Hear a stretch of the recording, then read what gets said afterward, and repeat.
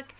وصفتنا اليوم هي بيان سور سهله مهله كما عودتكم. هي عباره عن تحليه، ها هما كتجي بلوغو دو سيترون، تحليه لو ديكور كتجي بمذاق الحامض، كتجي رائعه وزوينه وسهله في التوجد، وحتى المقادير بسيطه، يعني ما فيهاش شي مقادير كثيره.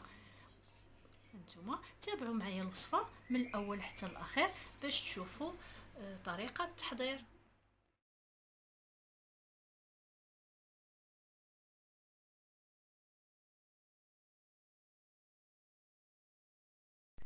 مقادير ديال الوصفه ديالنا اليوم هي كالتالي: عندنا 200 غرام ديال البسكوي اللي طحنته. انا خديت هذا البسكوي هذا بوتي بلي وبور، كيجي زوين حتى هو، كيعجبني انا في لي تشيز كيك. غادي نخلطوها بواحد 4 كاس ديال الزبده. الا ما تخلطش معنا ما جمعش لينا هذيك الخليط، كنضيفوا معلقه ديال الحليب وحنا كنخلطوا حتى نجمعوا داك الخليط ديالنا. ما كنبغيش ندير الزبده بزاف باش ما يكونش داكشي دهني. صافي. بالنسبه للطبقه الثانيه عندنا 3 ديال المعالق ديال لا كريم باتيسير، يمكن لكم تستعملوا النشا مايزينا. عندنا 3 ديال المعالق سنيده، يمكن لكم تقللوا او تضيفوا اللي بغيتو. عندنا سطور الحليب، عندنا كاس ديال الياغورت طبيعي اي نوعيه بغيتو، عندنا عصير حامضه، عندنا قشور حامضه وبيضه. هادو هما المقادير ديال الوصفه ديالنا اليوم، اللي هما عباره عن دي بتيت تشيز كيك فرديين. يمكن لكم ديروهم نتوما وحده كبيره ماشي مشكل. داكوغ، نبداو على بركه الله. حنا صبينا فيه داك البسكوي المطحون ديالنا.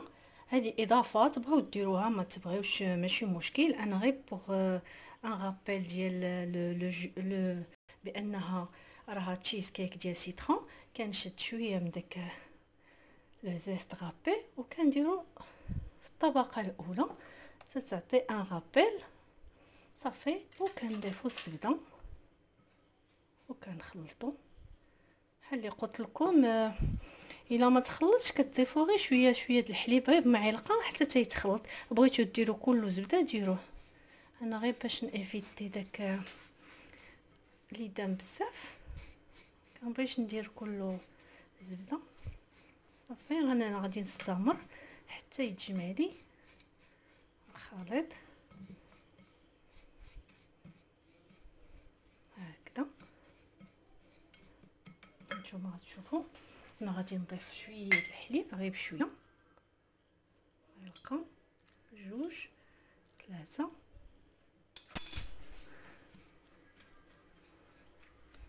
صافي. ها هو بدا تيتجمع.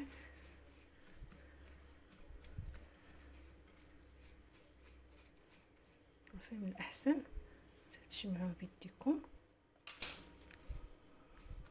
صافي. ها نتوما شفتوا كنديروا هكذا، يعني راه هذاك هو القوام اللي بغينا في البسكويت ديالنا باش ملي نحطوه كوم باز، يعني كطبقه اولى تتبقى شاده عندنا. كي كيبلي بحال هكذا. هذا هو القوام اللي بغيت.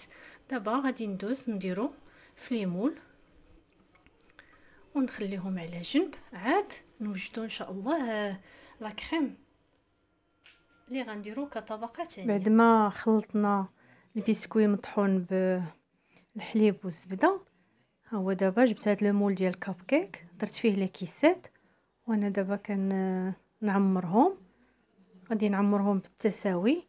ملي غنسالي غادي نحاول نضغط عليهم باش تكون عندي واحد الطبقه متماسكه وفي نفس الوقت مسطحه، اللي يمكننا نزيدو عليها لا كريم تجينا مقاده. وملي نساليو غادي نديروه غير على جنب حتى نساليو كلشي، عاد نديروه في الثلاجه. الا بغيتو ديروه في قالب كبير يعني لكم الاختيار. ملي ساليتهم نضغط عليهم مزيان باش الطبقه الاولى تكون متماسكه، وغادي نحطوها على جنب. ماشي ضروري الثلاجه، غير في واحد المكان صافي. نبداو دابا لا كريم ديالنا. غادي ناخذوا البيضه ديالنا،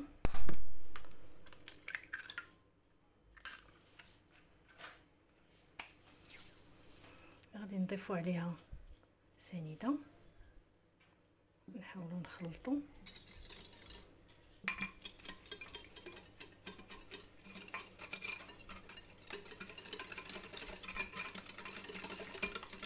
صافي، ونضيفوا عليها لا كريم باتيسير.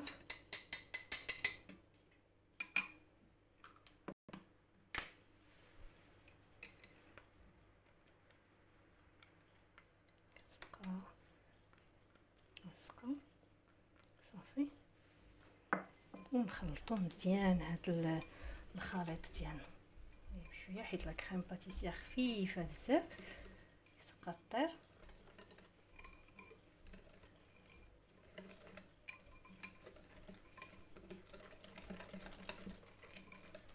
خلطوا مزيان حتى ما تبقى عندناش تكتلات.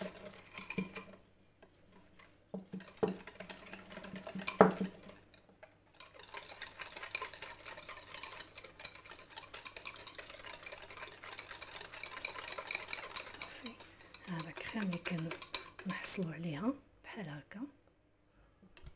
دابا غادي نوجدوا كاسرونه ديالنا اللي غادي نوجدوا فيها، غنديروها فوق البوطه. هانتوما بقاو معايا تتشوفوا. غادي نخلطوا، غنديروا فيها بلوتو داك السطر د الحليب اللي عندنا. غنشعلوا البوطه،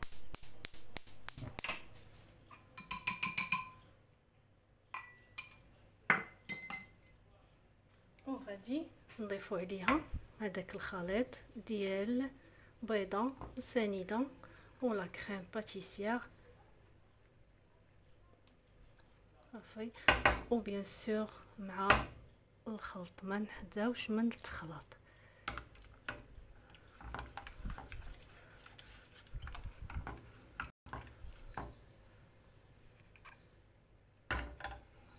ناخذ كلشي اللي عندي في الزلافه بهذه الطريقه.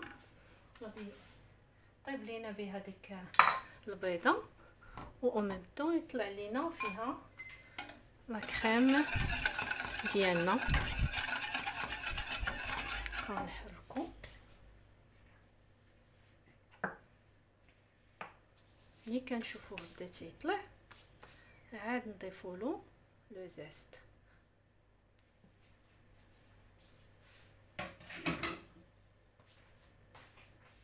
لا كريم ها هي وجدات. غادي نطفي عليها البوطه، وغادي نضيف المكونات اللي بقاو عندنا. غادي نضيفوا لو زيت ديال الحامضه ونحركو، ومن بعد غادي نضيفوا الكاس ديال الياغورت، وبيان سور مع التحراك. وموراها غادي نضيفوا داك عصير ديال الحامضه ونحركو مزيان. وها لا كريم وجدات. نحركو مزيان باش ما توقع لنا شي تكتلات. صافي، ها هي واجده دابا. غادي نبداو نعمرو هاد لي مول ديالنا بيان سور بالتساوي.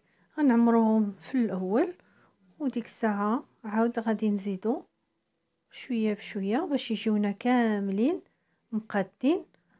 وفي الاخير غادي نديروهم في الثلاجه يبردوا، ومن بعد نتلاقاو باش نشوفوهم ونشوفوا طريقه التقديم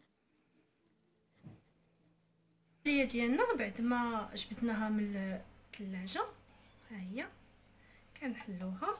راه يمكن لكم تخليوها اكبر عدد ممكن في الثلاجه باش تجي تبرد. صافي، كنحاولوا نحلوها بهذه الطريقه، وكنحطوها بحال اللي حطيتها انا دابا هنا.